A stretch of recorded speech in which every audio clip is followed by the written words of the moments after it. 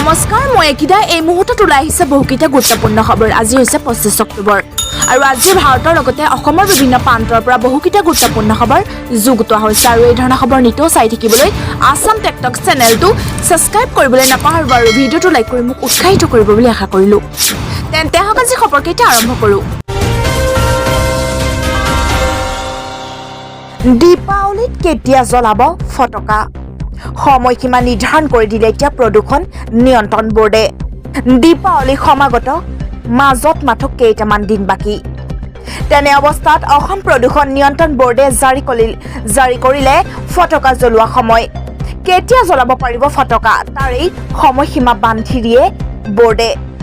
নিশা 8 বজাৰ পৰা 10 বজালৈ মাজত মাথো 2 ঘণ্টাৰ বাবে জ্বলাব পাৰিব ফটকা প্ৰদূষণৰ প্ৰতি লক্ষ্য ৰাখিয়ে এইদৰে কেৱল 2 ঘণ্টাৰ বাবে অনুমতি প্ৰদান কৰিছে বিগত বৰ্ষটো কেৱল 2 ঘণ্টাৰ বাবে ফটকা জ্বলোৱাৰ অনুমতি দিছিল প্ৰশাসনৰ ফালৰ পৰা আৰু এইবাৰো একেই নিয়ম দীপাৱলীৰ সময়ত অধিক প্ৰদূষণৰ সমস্যাই গা কৰি উঠে বাবে এইদৰে কেৱল 2 ঘণ্টাৰ অনুমতি দিছে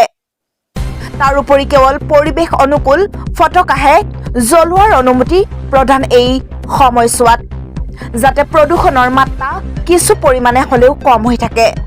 বিগত বৰ্ষটো কেৱল 2 ঘণ্টাৰ বাবে ফটকা জ্বলোৱাৰ অনুমতি দিয়াৰ পিছতো সাধাৰণতকৈ সেই দীপাৱলীৰ সময়ত পৰিৱেশৰ গুণগত মান 10 পৰা 12% লৈ বৃদ্ধি পাইছিল আৰু সেয়ে কেৱল পৰিৱেশ অনুকূল ফটকাক প্ৰাধান্য দিয়াৰ আহ্বান লগতে অসম প্ৰদূষণ নিয়ন্ত্ৰণ বোৰ্ডে কয় যে পাৰম্পৰিকভাৱে চলি অহা ফটকাই অধিক ধোঁৱাৰ সৃষ্টি কৰে যাৰ বাবে প্ৰদূষণ বহুত বৃদ্ধি পায় সেয়ে এবাৰ প্ৰদূষণ হ্ৰাস কৰাৰ সকলো উপায় অৱলম্বন কৰাৰ আহ্বান ৰাইজক বিজেপিক ভোট দিলে প্ৰতিদিনে লাভ কৰিব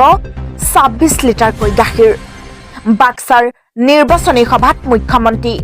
মুখ্যমন্ত্ৰী হিমন্ত বিশ্ব শৰ্মাই প্ৰতিটো সমষ্টিতে দলীয় প্ৰাৰ্থীক জয়ী কৰাবলৈ প্ৰতিখন নিৰ্বাচনী সভাত দিছে নন প্ৰতিশ্ৰুতি উপনিৰ্বাচন অনুষ্ঠিত হ'বলগীয়া ৰাজ্যৰ 5টা বিধানসভা সমষ্টিত বিজেপিয়ে জোৰদাৰ গতিত চলাইছে নিৰ্বাচনী প্ৰচাৰ অভিযান মুখ্যমন্ত্ৰী হিমন্ত বিশ্ব শৰ্মাই প্ৰতিটো সমষ্টিতে দলীয় প্ৰাৰ্থীক জয়ী কৰাবলৈ প্ৰতিখন নিৰ্বাচনী সভাত দিছে নন প্ৰতিশ্ৰুতি বাক্সা জিলাৰ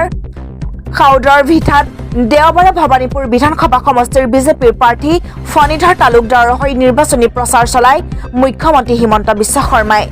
সভাত মুখ্যমন্ত্ৰীয়ে কয় যে এআইডিএফ কংগ্ৰেছক যদি আমি ভোট দিওঁ আকৌ 5 বছৰ বিৰোধীত থাকিব লাগিব আৰু পদুমক ভোট দিলে প্ৰতিদিনে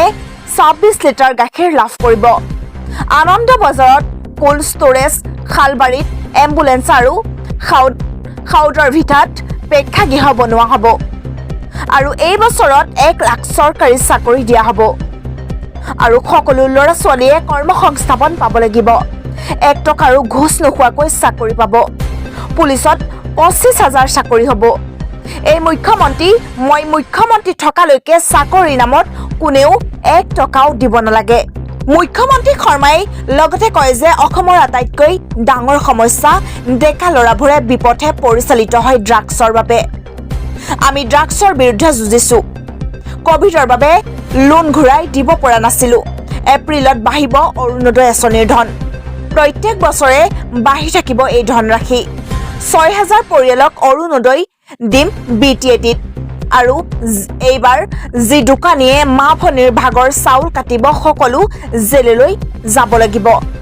ইয়াৰ 7খন শংকৰদেৱ শিশু নিকেতনৰ বিল্ডিং বনোৱা হ'ব আৰু বিটিএটিৰ উন্নয়নৰ বাবে বিজেপিক ভোট দিব লাগিব কুকুৰাঝাৰৰ দিল্লীত দিছপুৰ আমি এতিয়া একেলগে আছো শ্বহীদ খগেশ্বৰ তালুকদাৰ পঢ়া দক্ষিণ বিজেপি বিজনী উচ্চতৰ মাধ্যমিক 3 কোটিত দিয়া হ'ব আৰু আনন্দ বজাৰক উন্নয়ন কৰিম 31% ডিএ বঢ়াৰ পিছত আকৌ চৰকাৰী কৰ্মচাৰীৰ বাবে আহিছে এটা ভাল খবৰ শীঘ্ৰে লাভ কৰিব এৰিয়াছ জানক নতুন আপডেট ইয়াৰ কেন্দ্ৰীয় চৰকাৰে ডিএ আৰু ডিআৰ পুনৰ 3% বৃদ্ধি কৰাৰ সিদ্ধান্ত গ্ৰহণ কৰিছে কেন্দ্ৰীয় কেবিনেটে শুকুৰবাৰে সপ্তম দৰমহা আয়োগৰ কেন্দ্ৰীয় চৰকাৰৰ কৰ্মচাৰী আৰু পেঞ্চনাৰ ডিএ আৰু ডিআৰ 3% বৃদ্ধি কৰাৰ সিদ্ধান্ত গ্ৰহণ কৰে যাৰ ফলত 20,000ৰ পৰা 56,000 টকালৈকে দৰমহা পোৱা সকলৰ বাবে বাম্পাৰ লাভ সেই বকেয়াৰ এৰিয়াৰ ক্ষেত্ৰত এতিয়াও চৰকাৰৰ সিদ্ধান্ত বাকী আছে এতিয়া চৰকাৰী কৰ্মচাৰীসকলে নিজৰ 18 মাহৰ বকেয়াৰ অপেক্ষাত আছে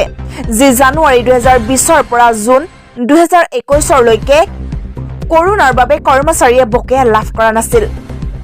জানুৱাৰী 2020 4%, জুনত 3% আৰু জানুৱাৰী 2021 4% বৃদ্ধি হৈছিল এতিয়া কৰ্মচাৰীয়ে বিচাৰিছে বকেয়া শেহতীয়াকৈ চৰকাৰে এয়া নাকচ কৰিছে কিন্তু সংগঠনে বাৰে বাৰে প্ৰধানমন্ত্ৰী মোদীলৈ পত্ৰ লিখিছে যাৰ ফলত কিছু আশাৰ সম্ভাৱনা নথকা নহয় দুৰ্গা পূজাৰ পিছতে বৃদ্ধি কৰোনাত আক্ৰান্তৰ সংখ্যা বিগত 24 ঘণ্টাত দেশত আক্ৰান্তৰ সংখ্যা হৈছে 15,906 জন স্বাস্থ্য আৰু পৰিয়াল কল্যাণ মন্ত্ৰালয়ৰ মতে দেশত এতিয়ালৈ কৰোনাৰ 1,72,594টা সক্ৰিয় ঘটনা আছে দেশত কৰোনা ভাইৰাছত আক্ৰান্তৰ সংঘটনা প্ৰতিদিনে বঢ়াটোতা হৈ আছে কৰোনাৰ সংক্ৰমণ লেহেমীয়া গতিত আগবাঢ়িছে যদিও এই সংখ্যা আগন্তুক সময়ত বিপজ্জনক প্ৰমাণিত হ'ব পাৰে স্বাস্থ্য মন্ত্ৰালয়ৰ তথ্যলৈ চালে দেখা যায় যে কেইবাখনো ৰাজ্যত দুৰ্গা পূজাৰ পিছত কৰোনাৰ সংক্ৰমণ বৃদ্ধি পাইছে বিগত 24 ঘণ্টাত দেশত 15,906 জন লোক কৰোনাত আক্ৰান্ত হৈছে আৰু মৃত্যুৰ সংখ্যা হৈছে 561 জন লোকৰ কৰোনাৰ নতুন আক্ৰান্তৰ সংখ্যাকে ধৰি এতিয়া দেশত মুঠ সংক্ৰমিত লোকৰ সংখ্যা হৈছে 3,41,75,468 জন হৈছেগৈ স্বাস্থ্য আৰু পৰিয়াল কল্যাণ মন্ত্ৰালয়ৰ মতে দেশত এতিয়ালৈ কৰোনাৰ 1,72,594টা সক্ৰিয় ঘটনা আছে আৰু আনহাতে 3,35,48,605 জন লোক সুস্থ হৈ উঠিছে এতিয়ালৈ কৰোনাত 4,54,269 জন লোকৰ মৃত্যু হৈছে আৰু ইফালে দেশত এতিয়ালৈ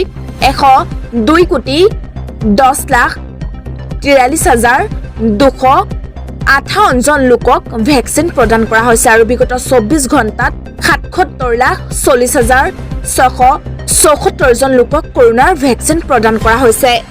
আকৌ লকডাউন ঘোষণা কৰিব নেকি চৰকাৰে কি ক'লে মুখ্যমন্ত্ৰী ডক্টৰ হিমন্ত বিশ্ব শৰ্মাই শুনো আহক এতিয়াতো লকডাউন নহয় সবে ভ্যাকসিন ল'ব লাগে এতিয়াতো লকডাউন নহয় সবে ভ্যাকসিন ল'ব লাগে এতিয়াতো লকডাউন নহয় সবে ভ্যাকসিন ল'ব লাগে ত্ৰিপুৰাত ভয়ংকৰ আক্ৰমণৰ পাছতে তীব্ৰ প্ৰতিক্ৰিয়া আৰু এই প্ৰতিক্ৰিয়া প্ৰকাশ উত্তৰ পূব ভাৰত এমাৰতে খৰিয়াও নদৱাটো তামিৰৰ উগ্ৰ হিন্দুত্ববাদীয়ে মুছলমানক আক্ৰমণৰ লক্ষ্য কৰি লৈছে বুলি মন্তব্য কৰিছে সংগঠনটোৰ সাধাৰণ সম্পাদক মৌলানা আতাউৰ ৰহমান মাজাৰ ভুৱাৰ তীব্ৰ গৰিহণা ত্ৰিপুৰাত মুছলমানৰ ওপৰত আক্ৰমণৰ বিৰুদ্ধে নিন্দা কৰিছে আৰু দুষ্কৃতিকাৰীয়ে আক্ৰমণ কৰিছিল মুছলমান লোকৰ ঘৰ আৰু মছজিদত জ্বলাই দিয়া হৈছিল একাংশ লোকৰ বাসগৃহ আৰু মছজিদ নিৰ্বাচন আয়োগৰ বিৰুদ্ধে ন্যায়ালয়ৰ সহায় ল'ব কংগ্ৰেছ দলে থাউৰাৰ কংগ্ৰেছ প্ৰাৰ্থী মনোৰঞ্জন কোঁৱৰৰ হৈ প্ৰচাৰ চলালে নিখিল ভাৰত কংগ্ৰেছ কমিটিৰ সাধাৰণ সম্পাদক জিতেন্দ্ৰ সিঙে নিৰ্বাচনী আয়োগে বিজেপিৰ হৈ কাম কৰাৰ অভিযোগ নিখিল ভাৰত কংগ্ৰেছ কমিটিৰ সাধাৰণ সম্পাদক জিতেন্দ্ৰ সিঙৰ শাসক দল বিজেপিৰ সমান্তৰালভাৱে কংগ্ৰেছেও থাউৰাত তীব্ৰতৰ কৰি তুলিছে প্ৰচাৰ অভিযান থাউৰাৰ কংগ্ৰেছ প্ৰাৰ্থী মনোৰঞ্জন কোঁৱৰৰ হৈ প্ৰচাৰ চলালে নিখিল ভাৰত কংগ্ৰেছ কমিটিৰ সাধাৰণ সম্পাদক জিতেন্দ্ৰ সিঙে থাউৰাৰ আঠাবাৰী চাহবাগিচাত অনুষ্ঠিত প্ৰচাৰ সভাত অংশ লৈ নিখিল ভাৰত কংগ্ৰেছ কমিটিৰ সাধাৰণ সম্পাদকগৰাকীয়ে বিজেপি চৰকাৰক তীব্ৰ সমালোচনা কৰা পৰিলক্ষিত হয় আৰু লগতে নিখিল ভাৰত কংগ্ৰেছ কমিটিৰ সাধাৰণ সম্পাদকগৰাকীয়ে সাংবাদিকৰ আগত কয় যে ৰাইজক প্ৰবঞ্চনা কৰা হৈছে ৰাইজৰ ভোট বিক্ৰী কৰা হৈছে বিজেপি চৰকাৰে ডাঙৰ ডাঙৰ কথা কৈ বিভিন্ন প্ৰতিশ্ৰুতি দিছিল সেইবোৰ এটাও পূৰণ কৰিব পৰা নাই অসমৰ ভোটাৰ বিবেকৱান আগন্তুক উপনিৰ্বাচনত মূল্য বৃদ্ধিৰ কোনো ধৰণৰ প্ৰভাৱ নপৰে এই মন্তব্য মন্ত্ৰী ৰঞ্জিত দাসৰ অসমত অনুষ্ঠিত হ'বলগীয়া আগন্তুক উপনিৰ্বাচনত মূল্য বৃদ্ধিৰ বিষয়টোৱে কোনো ধৰণৰ প্ৰভাৱ নেপেলায় বুলি মন্তব্য কৰিছে অসম চৰকাৰৰ মন্ত্ৰী ৰঞ্জিত দাসে অসমৰ ৰাইজ বিবেকৱান গতিকে সমাগত নিৰ্বাচনত মূল্য বৃদ্ধিৰ কোনো ধৰণৰ প্ৰভাৱ নপৰে পাঁচোটা সমষ্টিতে বিজেপিৰ প্ৰাৰ্থী বিপুল ভোটত জয়ী হ'ব বিজেপিৰ মন্ত্ৰী গৰাকীয়ে এইদৰে কয় ইপিনে পিয়াজৰ দাম কেতিয়াবা 100 টকা হয় আৰু কেতিয়াবা 10 টকা হয় গতিকে ৰাইজ ইয়াক লৈ বেছি চিন্তিত নহয় বুলিও ৰঞ্জিত দাসে উল্লেখ কৰে আনহাতে অসমৰ ৰাইজে নহয় মূল্য বৃদ্ধিৰ কাৰণে ৰাজ্যৰ যোগান মন্ত্ৰীও সমানে উদ্বিগ্ন বুলি ৰঞ্জিত দাসে উল্লেখ কৰি চাহিদা বেছি থাকি যোগান কম হলে মূল্য বৃদ্ধি হোৱাটো স্বাভাৱিক বুলি কয় বৰাকৰ বেনাৰ বিতৰ্ক সন্দৰ্ভতো প্ৰাক্তন বিজেপিৰ ৰাজ্যিক সভাপতি গৰাকীয়ে মত ব্যক্ত কৰি বেনাৰখন এবছৰ আগৰ পৰা আছিল কিন্তু দুৰ্ভাগ্যজনকভাৱে ঘটনাটো সেইদিনা সংঘটিত হ'বলৈ পালে বুলি কয়